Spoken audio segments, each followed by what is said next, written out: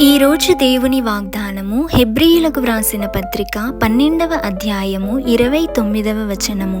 వినయ భయభక్తులతో దేవునికి ప్రీతికరమైన సేవ చేయుదము. ప్రార్థన.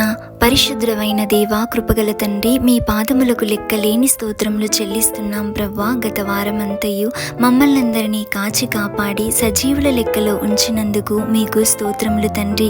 ఈ పరిశుద్ధ దినమున యేసయ్య వినయముతో భయభక్తులతో ప్రవ్వా మీ సన్నిధిలో ప్రవేశించి మీకు సేవ చేసే భాగ్యమును మాకు అనుగ్రహించండి.